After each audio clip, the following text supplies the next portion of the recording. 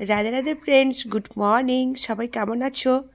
I hope তোমরা সবাই খুব ভালো আছো। আমরা ভালো আছি, কিন্তু আমার শরীরটা প্রচণ্ড খারাপ, যার জন্য আমার ভয়েস ওভার দিতে খুব প্রবলেম হচ্ছে। তোমরা একটু মানিয়ে নিও আমার প্রবলেমটা। তোমরা বুঝতে পারছো যে আমি কিভাবে ভয়েসটা দিচ্ছি, আর আমার গলার ভয়েস একদম বসে গেছে। গলা প্রচণ্ড ব্যথা, আর গলায় এই যে আওয়াজটা দিচ্ছি, গলার ভিতরটা মানে কণ্ঠটার কাছে যেন মনে হচ্ছে একটা ব্যথা ব্যথা ফিল করছি। তো যাই হোক, আমাকে তো প্রত্যেক দিন আমাকে ভিডিও দিতেই হবে, কিন্তু মাঝখানে 2 দিন 3 দিন আমার ভিডিও গ্যাপ হয়ে গেছে, আমি দিতে পারছি না। ভিডিও রেডি করা আছে কিন্তু ভিডিও দিতে পারছি না। এটা সোমবারের ভিডিও ফ্রেন্ডস। সোমবার থেকে আজকে হয়ে গেল শুক্রবার, আমি ভিডিও ছাড়তেই পারছি না, ভীষণ প্রবলেম হচ্ছে। যার জন্য আমি আজকে ভিডিওটা আপলোড করে ছেড়ে দিলাম। তো গলার মধ্যে একটা প্রচণ্ড ব্যথা ফিল করছি, আর ভীষণভাবে কাশি হচ্ছে, আর তার জন্য ভয়েসও দিতে পারছি না। দেখতে পাচ্ছ তোমাদের দাদাভাই চা খাচ্ছে। চা খাওয়া হচ্ছে, সকাল সকাল চা খাচ্ছি। ওদিকে আমার মেয়ে টিফিন খাচ্ছে। মেয়ের শরীরটা অতটা ঠিক আছে, অতটা ভালো নেই, ঠান্ডা লেগে গেছে, তার জন্য স্কুলে যায়নি আজকে। আমার ছেলে ওনার স্কুলে গেছে, আর ওইদিকে দেখো সব টিফিন খাচ্ছে, আর ওইদিকে বড় মেয়ে টিফিন খাচ্ছে। ফোনে কুম্ভ মেলা দেখছি।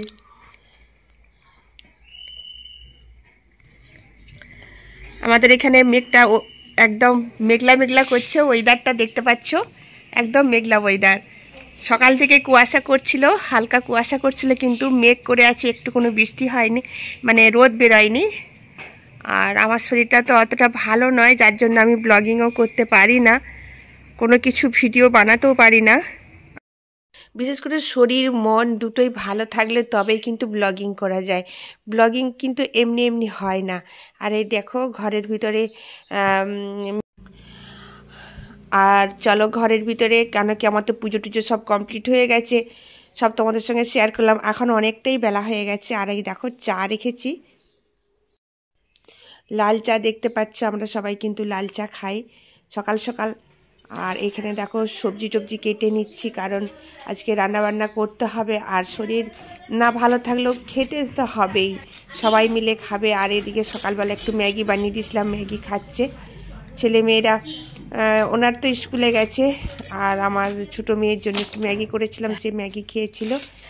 আর অবশ্যই পেঁয়াজ কলি একটু দিয়ে করেছিলাম যাতে ভালো লাগে খেতে। আর বাঁধাকপিটা কেটে নিচ্ছি, রান্না করব সোমবার, তোমরা তো জানো আমার নিরামিষ খাই। কি রান্না করব সব শেয়ার করব তোমাদের সাথে। তো আমি এখানে রান্না বসিয়ে দিয়েছি, প্রথমে শাক আলু বেগুন দিয়ে রান্না করব।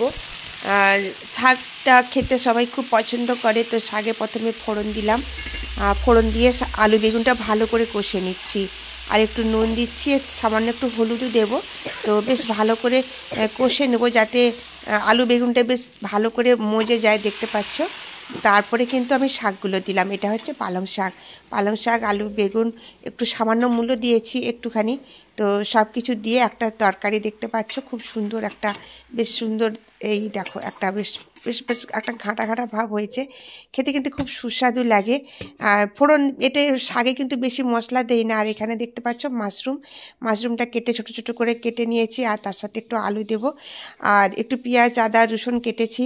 এটা হচ্ছে যে এই মাশরুমটা হচ্ছে যেটা আমাদের খড়ে থাকে সেটা নয়, এটা হচ্ছে চাষ করা যেটা মাশরুম প্যাকেটে করে বিক্রি হয়। এটা একটু শক্ত শক্ত ভাব লাগে খেতে। তো একে ভালো করে কেটে ধুয়ে পরিষ্কার করে দেখো একটু তেলে ছেড়ে একটু ভালো করে কষে নিচ্ছি, তেল দিয়ে একটু ভালো করে কষে নিলে কী হবে, এটার যে জলটা বেরোবে, জলটা কিন্তু ভালো করে শুকিয়ে নিতে হবে, তাহলে কিন্তু খেতে খুব সুস্বাদু লাগে।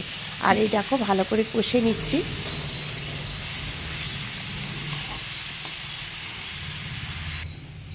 আর সামান্য অল্প করে নুন দেব, অনেকক্ষণ পরে দিচ্ছি কিন্তু।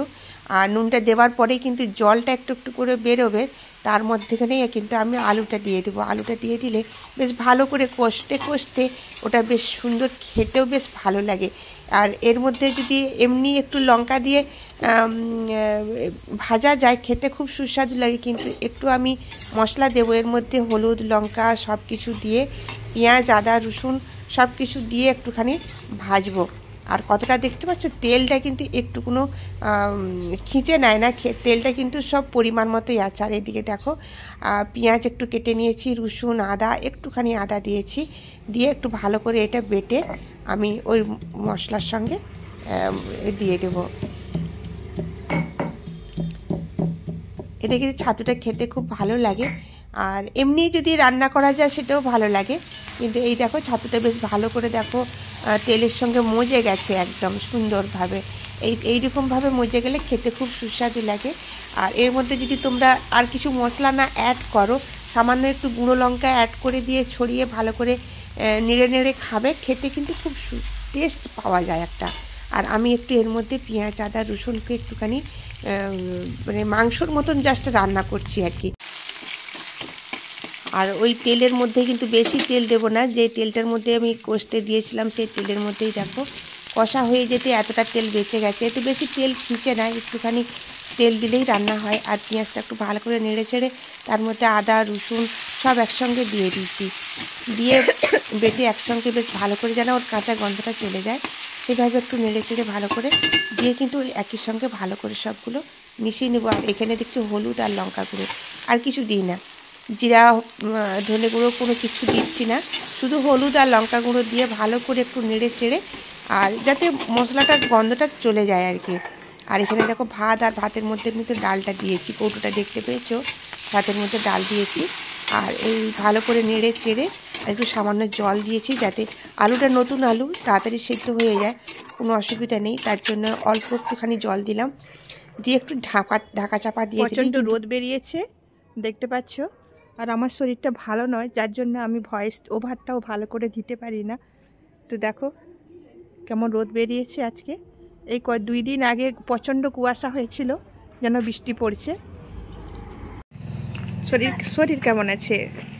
ঠিকই আছে। তখন যে সকালে বমি বমি লাগছিল, এখন কেমন লাগছে? এখন ঠিকই আছে। ঠিক আছে, চলো চান করে নে, ভাত খাবে। ঘরগুলো ভালো করে গুছিয়ে নিয়েছি, এবারে ছেলে চলে এসেছে, আমার মেয়ে চলে আসবে সাহসী, এবারে আনতে গেছে। আর আমাদের এই যে বড় মেয়ে স্নান হয়ে গেছে।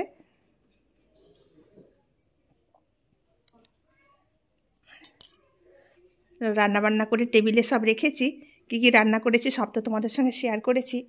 আর দেখো আরেকবার শেয়ার করে দিই, এটা হচ্ছে মাশরুম, যেহেতু আজকে সোমবার। আর এটা হচ্ছে পালং শাক, আর এটা হচ্ছে ডাল, মুসুরির ডাল, আর এর মধ্যে তো ভাত রয়েছে। তো চলো খাওয়া দাওয়া স্টার্ট করব, আগে মেয়ে আসুক, তারপরে স্নান টান সেরে নিবে।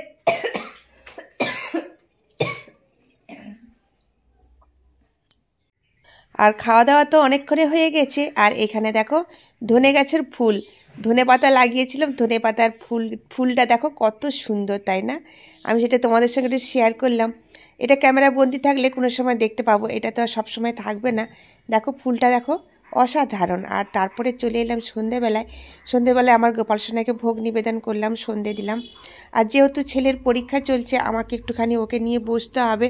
পরীক্ষা হবে, চলছে না, পরীক্ষা স্টার্ট হবে 17 তারিখ থেকে 9 তারিখে ওর একটা অলিম্পিয়াড এক্সাম আছে ম্যাথসের জন্য, ম্যাথস নিয়ে ও অলিম্পিয়াড পরীক্ষাটা দিচ্ছে, সেটার জন্য একটু নিয়ে বসতে হবে।